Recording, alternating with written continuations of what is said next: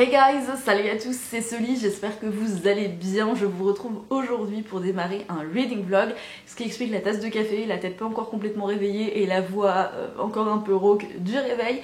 Je vous retrouve très rapidement ce matin, je pense que je vous reprendrai ce soir. On est mardi 1er juin et on va débuter aujourd'hui la lecture commune avec Ali de Ali Délivre et Kimi de Kimi Collection sur The Boring Season de Samantha Shannon qui est paru en français chez De Saxus. Le tome 2 est sorti il n'y a pas longtemps et voilà, on s'était dit qu'on allait se faire une petite LC. La dernière remonte au mois de février quand on a lu Daughter of Smoke and Bones de Laini Taylor. Donc c'est la marque des anges en français. Je pense qu'on va se faire la suite dans l'année. Il faudrait que je vois avec les filles, mais ça serait bien qu'on ne perde pas trop de temps entre la lecture de chaque tome. À voir, sachant que le tome 3 va être réédité, enfin édité, publié également en poche si jamais ça en intéresse certains, parce que c'était pas le cas la première fois que la Segri est sortie il y a une dizaine d'années, donc ça c'est plutôt une bonne nouvelle. Et donc on va se retrouver aujourd'hui cette semaine pour lire j'arrive pas à parler, le premier tome de The Boring Season. Tout ce que je sais sur ce bouquin, c'est que c'est un côté dystopique science-fiction. On va rencontrer Paige on est en 2059, on va rencontrer Paige qui travaille pour une organisation criminelle de ce qu'on appelle le Sion Londres, et je crois, à ce que j'ai cru comprendre, le Sion c'est le nom du gouvernement qui est assez particulier et qui recherche les personnes comme Paige, puisque Paige est une marche-rêve, je crois, ce qu'on appelle aussi une clairvoyante, donc elle possède des pouvoirs, et les gens comme elle sont recherchés, arrêtés et envoyés dans des centres pénitentiaires. C'est ce qui va arriver à Paige. Elle va être envoyée dans un centre du côté d'Oxford, et là-bas elle va devoir servir un maître qui va en contrepartie lui apprendre à utiliser ses pouvoirs pour qu'elle ensuite puisse servir ses ravisseurs. Et elle va tout faire pour essayer de s'échapper de cet endroit parce qu'elle sait qu'en y restant, elle est vouée à une mort certaine. Voilà, donc c'est un bouquin qui avait l'air très sympa. Je sais que de manière générale, il a fait beaucoup de bruit dans le sens où il y a eu pas mal de critiques positives. Il y a beaucoup de personnes qui ont vraiment adoré, il y en a qui ont eu des gros coups de cœur pour le premier tome et qui attendaient la sortie du tome 2 avec impatience. Donc voilà, moi c'est un livre qui en VO m'intriguait un peu, mais c'est le côté science-fiction. Je me mettais des barrières toute seule en fait et je suis jamais allée vraiment à m'intéresser au contenu de cette histoire. Bon, il est sorti en français, je l'ai pris, c'est très très cool, je suis très contente de pouvoir le découvrir. Donc ça c'est une première chose. Je vais enchaîner très très vite pour vous parler rapidement de mes autres lectures. J'ai toujours pas fini Crescent City de Sarah J. Maas. Je suis très frustrée, je pense que je ne pourrai le finir que cet été quand j'aurai vraiment du temps devant moi, ou du moins fin juin quand on aura fini la plupart des cours et qu'on aura plus les notes à rentrer, les contrôles à faire de fin d'année, de se précipiter, tout ça, les conseils de classe, etc. Parce que en fait Sarah J. Maas, c'est comme Jennifer Larmentrout et comme certains autres auteurs, j'ai beaucoup de mal et je suis très frustrée si je ne peux pas me plonger dans les histoires en sachant que j'ai du temps devant moi et que je peux lire 150 voire 200 pages d'un coup minimum. Et là c'est le cas, j'ai pas le temps de les lire en fait, j'ai pas le temps de... En fait, j'arrive pas à parler, j'ai pas suffisamment de temps devant moi pour me permettre de m'immerger pendant 150-200 pages dans cette histoire alors que j'ai très envie de la lire. Et café parce que je suis en train de m'étouffer, c'est mieux. Donc ouais, c'est hyper frustrant en fait, sachant que j'ai lu plus de la moitié du bouquin et que c'est vraiment hyper cool, et que je sais que le meilleur reste à venir et je suis vraiment très intriguée par beaucoup d'éléments. Après, en toute sincérité, je pense pas que ça sera un coup de cœur.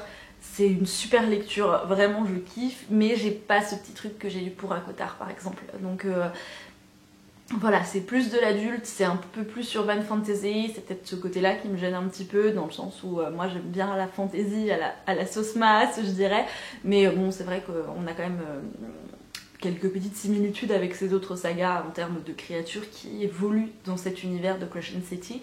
C'est hyper intéressant et j'aime quand même beaucoup, donc ça c'est cool, c'est l'un des premiers urban fantasy que j'aime autant.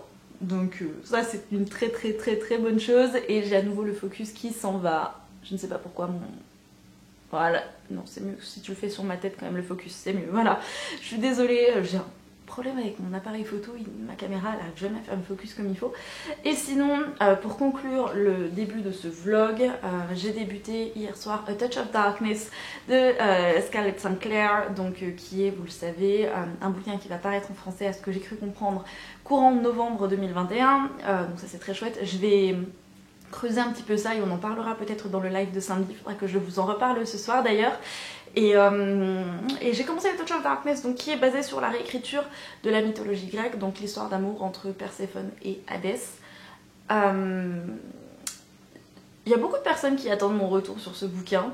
J'ai cru comprendre qu'il était très smutty, donc il y a beaucoup de scènes olé olé. Ma meilleure pote qui l'a lu, on a à peu près les mêmes goûts littéraires.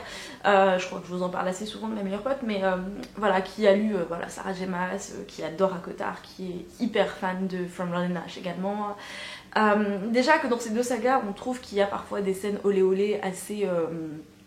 et il recommence à pas faire le focus, assez prononcée, assez récurrente, assez régulière. Voilà, dans A Touch of Darkness, on est encore un level au-dessus, donc, enfin, et je m'en suis plus ou moins rendu compte au début du bouquin. On sent que ça va être très porté sur le côté sexe, le côté charnel, le côté plaisir charnel en fait. À voir comment ça va être dosé, parce que trop de smutty tue le smutty, si vous voulez mon avis. Enfin, voilà, voilà. Donc je vais voir ce que ça donne, il paraît que c'est assez addictif. Les chapitres sont plutôt courts. Voilà, et de l'aperçu que j'en ai, donc on va suivre Perséphone qui est la fille de Déméter, qui est donc Perséphone, la déesse du printemps, sauf que on va le retrouver alors qu'elle n'est pas capable de faire grandir, pousser la moindre chose.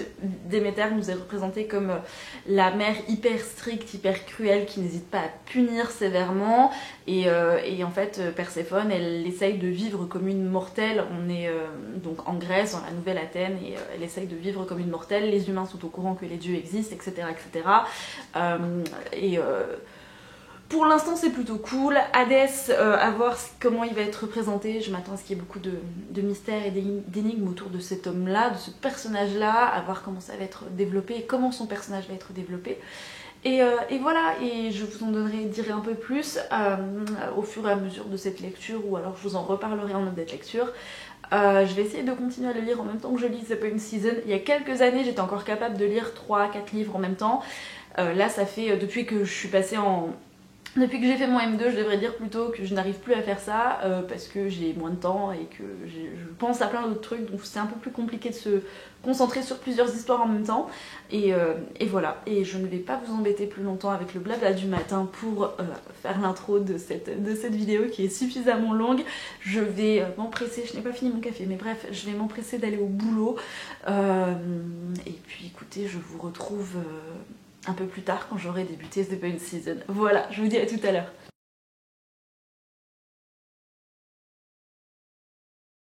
J'ai l'impression d'être complètement bête voilà, sur le coup, parce que ça fait 10 minutes que je parle toute seule, et en fait je me suis rendu compte seulement maintenant que je n'avais pas remis ma carte SD dans la caméra, donc forcément ça n'allait pas enregistrer grand chose.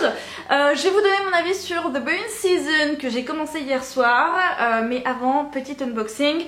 J'ai déjà pré-ouvert les colis, notamment un que je n'attendais pas, donc un énorme merci à toi Kimi, si tu passes par là, je te fais plein de gros bisous, c'est vraiment adorable. Kimi qui m'a gentiment envoyé The Betrayals de Bridget Collins, bouquin qui me fait terriblement envie de par sa couverture, je vous le cache pas, vous l'avez probablement vu passer sur les réseaux sociaux, mais également, regardez-moi cette beauté, mais également de par son résumé, parce qu'une fois qu'on s'intéresse à la 4e de couverture, on se dit ce bouquin a du potentiel.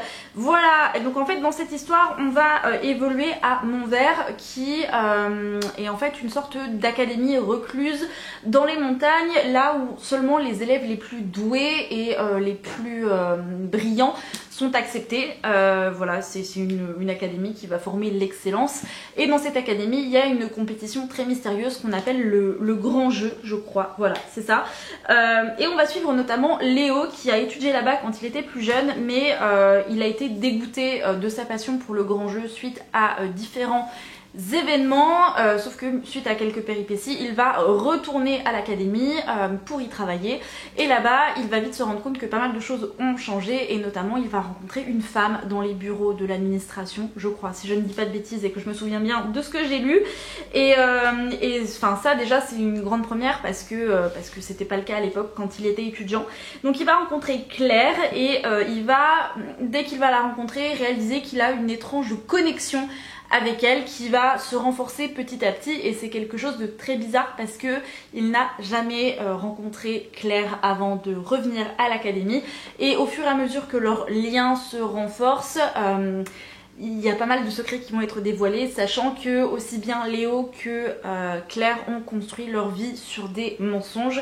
Donc ça a l'air assez riche en rebondissements, j'espère vraiment. Il me semble que c'est un premier tome, ou en tout cas le deuxième livre de l'autrice que j'ai vu passer sur les réseaux.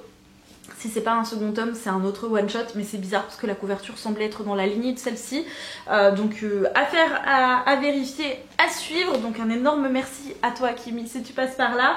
Et sinon j'avais passé commande aussi puisque je suis tombée sur 2 livres auto-édités anglophones. Et en fait quand j'ai vu les couvertures je me suis dit waouh, ACOTAR vibes, voilà clairement. Et je viens de voir qui est l'illustratrice qui a fait les couvertures et donc c'est Dominique Wasson. Si jamais vous ne la connaissez pas, je vous mets le lien de son profil Instagram dans la barre d'infos et c'est notamment celle qui a fait les illustrations que Ali m'a envoyées récemment dans mon dernier book haul si jamais vous ne l'avez pas vu. Et donc j'ai pris ces 2 livres là qui ne sont pas de la même autrice mais qui visiblement sont dans le même cercle de série. Donc on a d'abord Stolen Midsummer Bride de Tara Grace. Ici on va suivre Basile qui est un... Ça me fait beaucoup rire, quand j'ai lu le résumé, j'ai pouffé à nouveau puisque Basile c'est un fae qui est très solitaire, c'est un assistant dans une grande bibliothèque de la cour voilà, dans laquelle on va évoluer et Basile il veut pas vraiment participer aux joies de la cour pour trouver son âme sœur, sauf qu'il va prendre les conseils de son cheval avec qui il peut communiquer grâce à la parole, puisque oui, Basile a un cheval qui parle et son cheval va lui conseiller d'aller voler clairement une future mariée, donc c'est ce que Basile va faire. Et alors il s'attendait pas à rencontrer Meg qui est en fait la fille d'un fermier qui est illettrée, qui ne sait pas du tout comment utiliser les livres et il ne s'attendait pas non plus à ce qu'elle soit en train de l'attendre. Voilà, elle l'attendait lui, bref, est-ce qu'elle l'attendait lui en particulier ou un fae, je ne sais pas, mais en tout cas il y a tout ça et puis donc vous imaginez un petit Enemies to Lovers, donc comment le syndrome de Stockholm va être développé ici, je me le demande. Et en même temps, il est question de magie, de chaos, de barrières entre le royaume des monstres et la cour dans laquelle on va évoluer qui est en train de faiblir. Voilà, il faut tout faire pour sauver la grande bibliothèque et donc on va les suivre dans cette aventure. Et franchement, la couverture est quand même hyper cool. En même temps, c'est Dominique Wasson qui l'a faite, et de même pour Stolen Mage Bride. Alors c'est de Sylvia Mercedes et celui-ci je n'ai pas relu l'arrière de couverture, donc je vais vous faire une traduction très littérale. Attention, un roi brutal, une mage douce, un lien qu'aucun d'eux ne désire et aucun d'eux n'a la force d'y résister. Donc on va suivre le roi Lodiral qui n'a pas de choix, il doit se battre. He must battle the human champion in single combat and save his people from throat.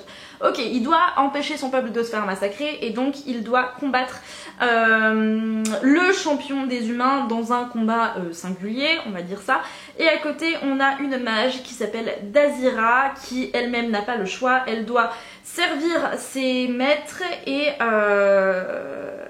channel the powerful magic in her soul for a chance to stop the deadly fighting. Elle doit tout faire pour utiliser ses pouvoirs, le pouvoir des âmes, pour essayer de stopper ce roi faé qui est mortel, voilà. Mais quand ils se rencontrent tous les deux sur le champ de bataille, ils découvrent qu'ils ont d'autres problèmes, voilà. Ils ont été, leur destin selon les dieux était de se rencontrer et ils sont des âmes sœurs, voilà. Et voilà, donc le lien the mating bond, le lien des âmes sœurs va se réveiller au moment où ils vont se rencontrer. Et voilà, et donc on va les suivre dans ce Enemies to Lovers, j'imagine. Je pense qu'il y aura des conflits politiques et autres. Je ne vais pas vous en dire davantage parce que je ne peux pas vous en dire davantage. En tout cas, ils ont l'air très chouettes et en fait, ce sont des petits bouquins qui font... Quoi, celui-là il fait même pas 200 pages? Oula, oui, effectivement. Il en fait 195, un truc comme ça. Et celui-ci, il en fait pareil, il en fait pas des masses non plus. Bon, 190 avec les notes de l'autrice, c'est ça? Non. Ouais, si, 189. Bon, bah écoutez, ça devrait se lire assez vite. Ça c'est plutôt cool, ils ont l'air franchement plutôt sympas et pour des livres auto-édités la couverture est vraiment chouette et j'espère que ça va le faire parce que je vous avoue que j'ai un petit peu d'appréhension, je m'attendais à ce qu'il soit un chouïa plus épais et ouais, je sais pas, j'ai peur que les choses aillent très très vite et que ça ne soit pas suffisamment approfondi. J'ai voulu regarder, voir dans quel ordre il fallait les lire et il n'y a pas spécialement d'ordre, on évolue je pense dans un même univers mais avec des personnages différents. À vérifier aussi avant de me lancer dans cette histoire, mais franchement ça a l'air plutôt cool comme ça. Je me dis que ce sont des lectures tranquilles qui se font très rapidement. Et sinon, donc mon avis sur The Burnt Season, le premier tome, j'ai lu seulement les 3 premiers chapitres, donc j'ai pas des masses avancées, mais vraiment on est pris dans le bouquin d'entrée de jeu, il se passe plein de choses, l'univers est complexe sans vraiment l'être et il y a pas mal de péripéties, j'aime beaucoup la façon dont l'univers nous est présenté. Ce que je disais à Kimi et Alice, ce que j'aime beaucoup, c'est qu'on est à Sion-Londres, donc le Sion c'est davantage le gouvernement, et on est dans le Londres en fait que l'on connaît, et je sais pas si vous connaissez très bien cette ville, moi pour y être allée plusieurs fois, c'est vraiment une ville que j'apprécie beaucoup, et je connais pas mal d'endroits, et parmi ces endroits, il y a notamment Covent Garden qui est cité dans le début de ce bouquin, et j'adore parce que du coup c'est très visuel et ça me rappelle plein de souvenirs et ça me rend très nostalgique, et depuis hier j'ai très envie d'aller à Londres. Voilà, je pense que lire The Burnt Season va être très compliqué, mais voilà, en tout cas il se passe des choses qui sont hyper intéressantes. Je pense que l'autrice va me surprendre, en tout cas je ne m'attendais pas à ça en débutant le roman, donc c'est plutôt une première impression qui est très positive et ça c'est plutôt chouette. À voir ce que ça donne. Je sais que Kimi a déjà bien avancé, elle a un petit peu d'avance sur Ali et sur moi, et elle nous a dit mais vous n'êtes pas prête pour la suite, alors que j'ai lu à peine plus de 100 pages, donc j'ai hâte de voir quels autres types de gouvernement elle va mettre en place, l'autrice, comment les choses vont se goupiller, ce à quoi, qu'est-ce que Paige va devoir affronter, dans quelles conditions elle va se retrouver, enfin bref, j'ai hâte de voir comment ça va être développé. En tout cas j'aime beaucoup même la façon dont le gouvernement est dépeint avec toute cette propagande, tout cet embrigadement, et la façon dont les clairvoyants sont un petit peu chassés, sont vraiment vus comme des pestiférés et doivent être retrouvés, et même eux comment ils se sont organisés pour survivre dans cette espèce de marché noir. Franchement je trouve que c'est hyper intéressant, c'est hyper riche, et c'est quand même expliqué simplement, mais quand vous y réfléchissez vous vous dites ouais le système il est quand même complexe, mais il est complexe parce qu'il est complet en fait, et franchement c'est très chouette, c'est un bon début de lecture, donc je vais poursuivre ça ce soir et je vous retrouve du coup demain pour ou un peu plus tard dans la semaine pour un autre update. J'aimerais bien avancer pour vous faire un avis un peu plus complet, parce que là c'est vrai que sur 70 pages c'est un peu difficile de vous faire un premier avis constructif dirons-nous, mais sachez que c'est quand même dans une bonne voie. Voilà, je ne vous embête pas plus longtemps, je vous dis à plus tard.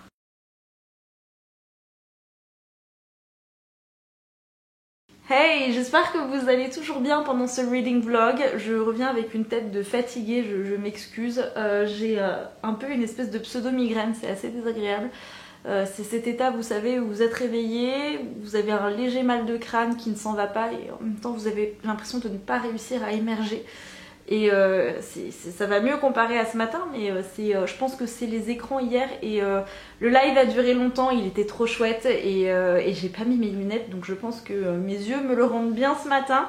Ouais, ce live était absolument incroyable. Donc Nina Quill, on avait Camille de Ellie Demo, on avait Ali de Ali des Livres et Kimi de Kimi Collection. C'était trop chouette, on a tellement ri, le live a commencé à 20h30, on s'est fait une espèce d'apéro dînatoire en même temps. C'était trop bien, on a parlé de plein de choses variées, on a parlé des livres qu'on aimerait voir en VO.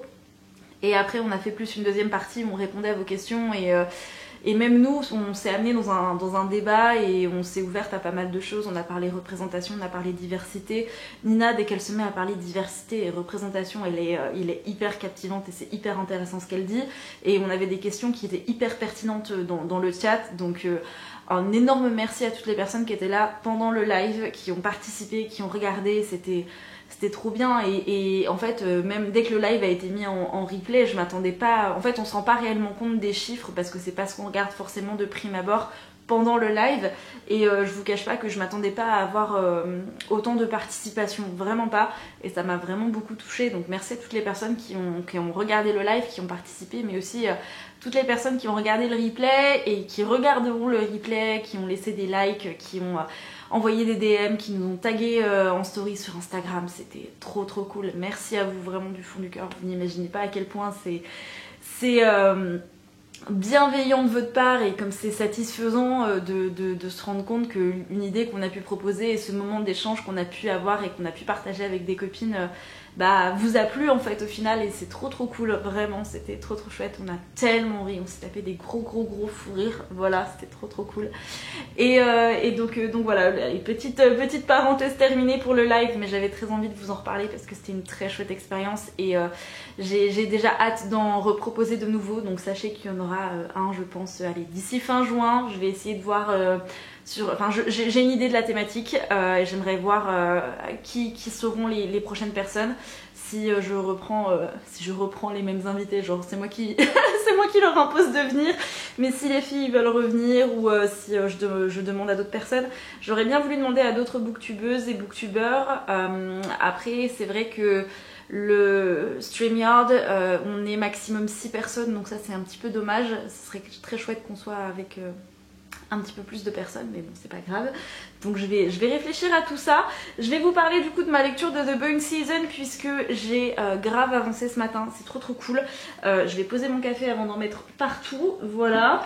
Donc The Bowen Season, alors finalement je ne le lis en lecture commune qu'avec Kimi puisque Ali a dévoré le tome 2 de Keleana et au vu de la fin du tome 2, elle a tout de suite eu envie de plonger dans le tome 3 et elle lira The Bowen Season de son côté un peu plus tard. Enfin franchement je lui ai dit qu'il y avait, et je parle au nom de Kimi aussi, il n'y a aucun souci de ce côté là parce qu'il valait mieux qu'elle continue dans Keleana plutôt qu'elle se force à lire The Bowen Season mais que son esprit soit concentré sur Keleana. Ça aurait vraiment été dommage pour la lecture de The Bowen Season parce que c'est un super bouquin et en même temps ça l'aurait frustré pour Keleana, donc voilà. Donc je la lis avec Kimi. Je l'ai peut-être un peu rattrapée parce que hier Kimi elle était déjà aux 300 pages, moi j'en avais lu 130, un truc comme ça. Donc là ça y est, j'arrive au chapitre 17, page 297 et c'est trop bien, franchement c'est trop bien, c'est hyper prenant, c'est l'univers, je suis mais bluffée par l'univers qui... Je parlerai de complexité mais il n'est pas difficile à comprendre. Mais il est complexe dans le sens où il est tellement complet et abouti qu'il apparaît dense comme ça, mais il y a des idées de malade. J'aime beaucoup la façon dont le gouvernement est développé ici, les jeux de pouvoir, le contre-pouvoir. Je suis mais fascinée par l'imagination de l'autrice. Paige est très chouette à suivre aussi comme héroïne. Je dirais pas que ça va être mon héroïne favorite, mais elle reste attachante à sa manière. J'ai pas un gros coup de foudre pour elle comme je peux l'avoir pour d'autres personnages, comme ça a été le cas pour Siobhan, comme dans Lune Ardente, pour Poppy de From Blood and Ash par exemple. Mais c'est vrai que Paige reste une héroïne qui est chouette à suivre et j'ai hâte de voir comment elle va être développée par la suite et comment elle va évoluer, je devrais dire aussi surtout. J'aime beaucoup certains autres personnages secondaires, j'ai hâte aussi que certains soient développés un petit peu plus. Je crois qu'il s'appelle David. En fait, j'ai un petit peu de mal avec les prénoms parce que dans le bouquin, c'est vrai qu'il y a énormément de choses qui sont mises en place en termes de propagande, etc. Justement pour dénoncer le gouvernement et cette dictature qui n'est pas forcément sous-jacente, ce que j'allais dire dissimulée, mais en fait non, parce que notre héroïne est bien consciente de l'endoctrinement qui est créé et véhiculé par le gouvernement dans lequel elle a grandi. Donc ça c'est hyper chouette parce qu'il y a le regard critique et je trouve que c'est extrêmement bien amené. Mais c'est vrai que il y a certains trucs qui sont bien pensés, enfin il y a les questions où on remplace votre prénom, on vous appelle plus par votre prénom, etc. Et vous avez vraiment l'impression d'être du bétail. Et du coup, même moi en tant que lectrice, par moments je m'y perds, je me dis alors attends, lui c'est quel nom, c'est quel numéro, c'est quel machin. Et du coup j'ai un petit peu de mal à me souvenir de certains personnages alors que j'aimerais beaucoup que certains soient développés davantage. Et je crois que c'est David le personnage en question. Il se passe des choses qui sont dures, qui sont un peu rudes. Là je viens de passer un événement Et je m'attendais à ce qu'il soit davantage développé. Je suis un peu... je me dis, attends, est-ce que j'ai bien compris ce que j'ai lu ou pas? Donc je vais en parler avec Kimi, voir si elle a compris la même chose que moi. Mais, pardon, mais ça reste... je ne sens pas ma force, que voulez-vous? Mais je reste vraiment très satisfaite de cette lecture et je suis très contente de découvrir Samantha Shannon. Et je pense que je vais avoir moins peur de me lancer dans le prieuré de l'Oranger, bien que ce soit une histoire complètement différente, dans un genre complètement différent. Le fait d'avoir découvert l'autrice, certes en français, mais ça va pas m'empêcher d'aller vers le prieuré de l'Oranger. Au contraire, je pense que j'aurai plus hâte de me plonger dans ce roman de fantasy un peu plus tard cet été.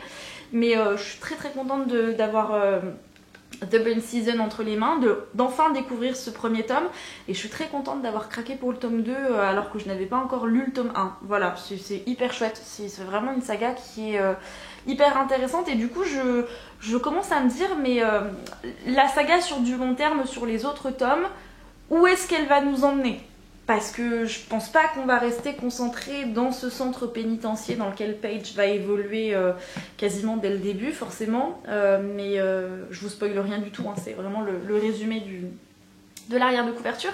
Mais du coup je me demande comment l'autrice elle va aborder pas mal de choses et ce qui va devenir en fait en termes de rebondissement et tout ça, parce que c'est hyper riche et c'est ce que je vous dis, c'est un univers qui est tellement complexe et assez déroutant, mais c'est hyper prenant, c'est hyper intéressant et il se passe des choses qui sont hyper chouettes en fait et à suivre et à se développer. Enfin, la façon dont c'est développé, c'est très bien fait, c'est très bien construit et du coup tu tournes les pages et tu lis et tu enchaînes les chapitres. Voilà, donc ça c'était un petit avis pour la moitié de cette lecture. Je pense que le prochain passage vlog que vous aurez, j'aurai terminé le bouquin. Je pense pas vous reprendre avant, je vois pas trop l'intérêt, à moins qu'il se passe un truc de fifou et que je sois hyper choquée ou hyper frustrée ou un truc du genre. Qu'est-ce que je peux vous dire d'autre? Oui, hier je suis allée en librairie, j'ai acheté des livres. Je suis allée récupérer une commande en point relais aussi parce que j'ai commandé un livre d'occasion sur Vinted, mais pas que, je vais vous montrer tout ça. Donc, première chose, j'ai commandé 2 choses sur Vinted. La première, je peux vous la montrer, c'est des cartes Fairy Loot. En fait, c'est les cartes Fairy Loot du faiseur de rêves. Je ne connais pas encore les noms des personnages. Lui, je crois que c'est Laszlo. Il me semble que c'est le personnage principal qui est très chouette et je n'avais pas mis la main sur celle-ci, donc qui est l'héroïne dans le faiseur de rêves et je sais que c'est une carte qui est très rare, je les ai payées quasiment 3 fois rien. Donc j'avais déjà Laszlo mais elles étaient vendues par 2, donc j'ai racheté le duo et celle que j'avais déjà je l'ai gardée, donc c'est celle-ci, et celle que j'ai eu en double je peux vous le dire à vous parce que la vidéo sera sortie, normalement Kimi devrait la recevoir, mais je vais l'envoyer à Kimi parce que je sais qu'elle bavait devant ses cartes Fairy Loot à l'effigie du faiseur de rêves. Donc j'espère que ça lui fera plaisir. Et la deuxième chose, c'est que vous connaissez mon amour pour la saga Les Étoiles de Noce Aide. Je sais pas si vous les verrez parce que j'ai mes dessins d'élèves que j'ai mis là parce que pour l'instant je sais pas où les mettre et j'adore parce qu'ils savent que je suis une grosse geek qui adore les mangas et les animés notamment. Bref, donc on m'a fait quelques petits dessins et n'ayant plus de salle à cause du protocole, je ne peux pas les afficher dans ma salle. Bref. Donc j'ai les versions illustrées juste ici des 3 premiers tomes, j'ai les premières éditions France Loisirs aussi qui sont chez mes parents, j'ai les versions e-book des bouquins et il me manque les petites versions poche et les versions grand format de chez Rebelle que je trouve très très chouettes, notamment au niveau de la couverture parce qu'une fois que vous avez les 5 tomes alignés, vous avez un dessin il me semble sur la tranche. Je sais jamais si on dit la tranche ou le dos du livre. Aucune idée. Bref, du coup, j'ai trouvé le premier tome Vertige en très très bon état. Vraiment, il est légèrement, en fait, il est taché sur l'intérieur. Je suis même pas sûre que vous alliez le voir à la caméra. Mais sinon, il est en super état. Enfin, rien n'est abîmé. Et je l'ai payé, je crois, 5 €. Un truc comme ça. Donc, je l'ai vu, je l'ai pris et ça me donne trop envie de replonger dans l'univers. De toute façon, je sais que je vais les relire cet été. Je me fais pas trop de soucis. Je les relis quasiment tous les étés et probablement l'hiver aussi. De temps en temps, j'en lis des extraits. Voilà, donc ça c'était commande Vinted. Et ensuite à la librairie, alors j'ai craqué pour des mangas. Et alors là je les ai vus, j'ai foncé dessus direct. Il y avait les 2 premiers tomes de la saga Blue Flag. C'est de Kaito et c'est paru chez Kurokawa. si je dis pas de bêtises, je crois que c'est ça. Et en fait, c'est Nina qui arrête pas d'en parler, il me semble qu'il y a un triangle amoureux. Et en fait, il y a une romance MM, enfin un triangle amoureux, il y en a un qui est amoureux de son meilleur ami, mais lui il est amoureux de la fille est amoureuse du premier mec, enfin il y a un truc comme ça. C'est un groupe de 3 copains et voilà, il y a une petite romance comme ça entre les personnages et il paraît que c'est tout doux, tout mignon et j'avais trop envie de découvrir ce manga. Donc écoutez, j'ai craqué pour les 2 premiers tomes. J'ai pris aussi le premier tome de la saga Le Conte des Parias de chez Doki Doki et c'est écrit par, enfin conçu, créé, réalisé, je devrais dire plutôt, par Makoto Oshino. Je me suis tâtée à prendre le 2e tome également, mais je me suis dit bon, t'as déjà suffisamment de livres parce qu'après il y a un grand format qu'il faut que je vous montre. Et dans cette histoire, ce que je trouvais plutôt cool, c'est qu'on va suivre on est à la fin du 19e siècle en Angleterre, et on va suivre une petite fille qui va rencontrer un diable ils vont faire un petit peu leur impact et ils vont partir un peu à l'aventure. Voilà, j'en sais pas grand chose, les dessins avaient l'air plutôt sympathique, voilà, j'aime beaucoup, et puis bon, ça a l'air assez cool, assez détente quand même, et c'est typiquement le genre de manga autre shoujo que j'aime beaucoup. Navré, j'ai un petit chat qui s'est mis à essayer d'ouvrir les portes de placard, ça faisait un bazar pas possible, donc je reprends. J'ai craqué pour la carte des confins de Marie Réplin qui est parue chez Pocket Jeunesse. Je pense que vous l'avez vu passer sur les réseaux, notamment sur Instagram, puisque Pocket Jeunesse avait, pour la sortie du bouquin, envoyé pas mal de coffrets de box à des booktubeurs, booktubeuses, et j'ai trouvé le contenu hyper chouette.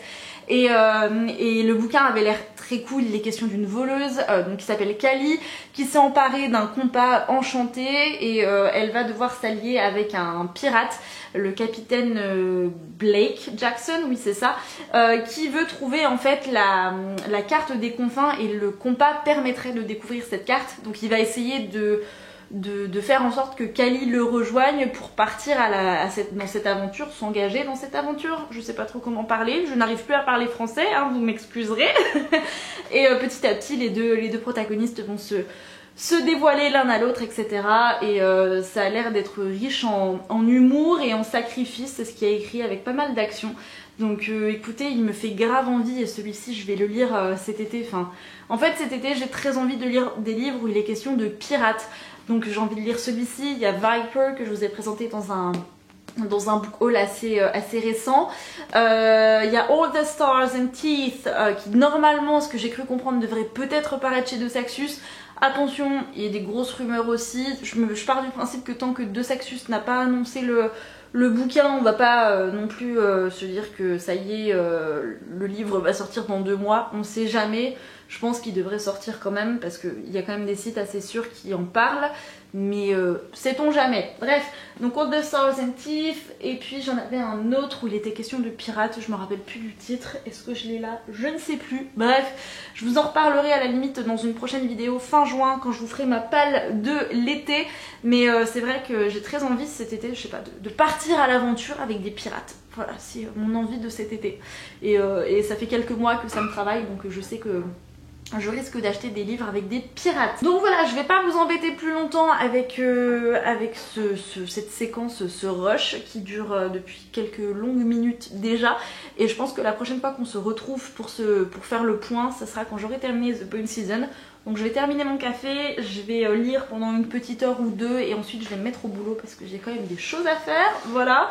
Et puis je vous retrouve plus tard, soit en fin de journée, soit demain, parce que j'espère que je l'aurai terminé demain, parce que quand même depuis mardi je me dis que j'ai lu que 300 pages et c'est hyper frustrant parce que c'est un livre qui se dégomme et je sais que si j'avais le temps pour vraiment me poser comme aujourd'hui, du moins je vais le prendre le temps aujourd'hui parce que normalement je l'ai pas, si j'avais vraiment le temps pour me poser, je pense que allez, en espace de 2 jours le truc il est dégommé quoi, parce qu'il est vraiment hyper prenant. Si jamais il est dans votre pile à lire, mais n'hésitez pas à le sortir.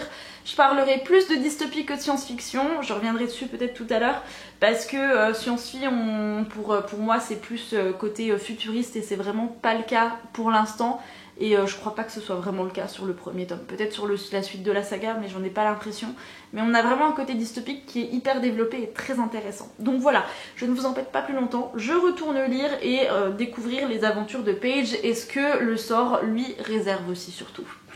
Bon, ben finalement j'ai quasiment pas bougé mon fessier de ce fauteuil de l'après-midi. Nous sommes toujours le dimanche, on est le dimanche 6 juin.